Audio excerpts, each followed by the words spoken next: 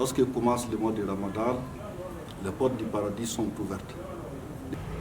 Le Coran en fournit tantôt une description concrète, tantôt une description plutôt symbolique. J'ai préparé pour mes pieux serviteurs ce qu'aucun œil n'a jamais vu, aucune oreille n'a jamais entendu, aucun esprit n'a jamais imaginé.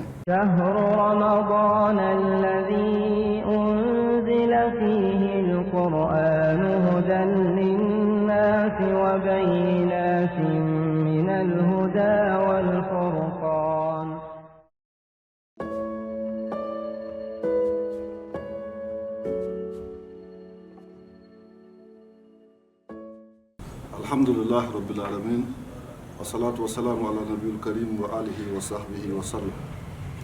Frères et sœurs dans la foi, les imams Bukhari et Muslim ont tous dit collecté un hadith du messager d'Allah alayhi salatu wa salam, dans lequel il dit: Iza ja'a Ramadan, futihat abwab al-Jannah.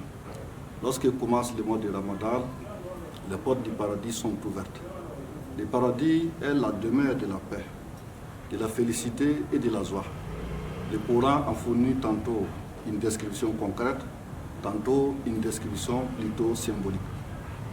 Dans son approche descriptive concrète, le Coran évoque des arbres soigneusement taillés, aux ombrages suffisamment étendus, aux fruits abondants, près de sources d'eau constamment coulant.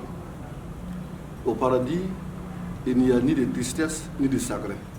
Le paradis a 8 portes et contient des fleuves de miel pur, de khamr et de lait. Au fait, les habitants du paradis ne connaissent pas la tristesse, ils ne connaissent pas le chagrin. Ils sont éternellement zen, ils se réjouissent et se nourrissent de façon adéquate. Il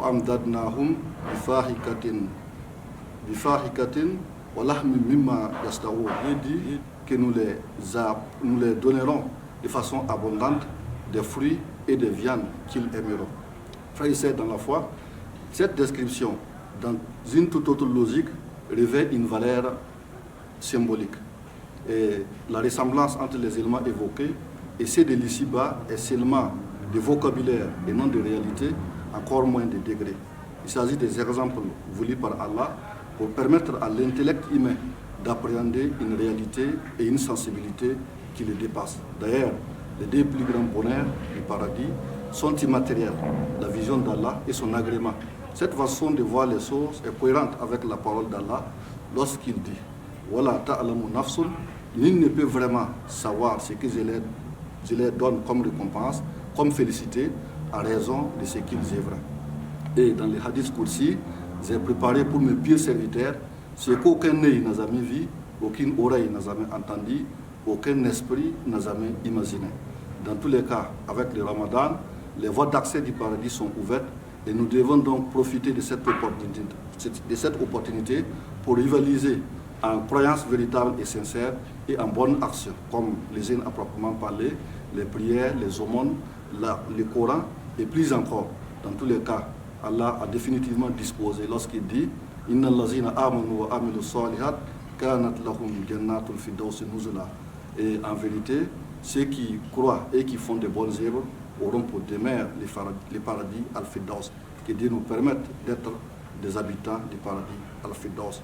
Allahumma amin. Wa sallallahu ala nabiyyina Muhammad. Wa salamu alaikum wa rahmatullahi wa barakatuh.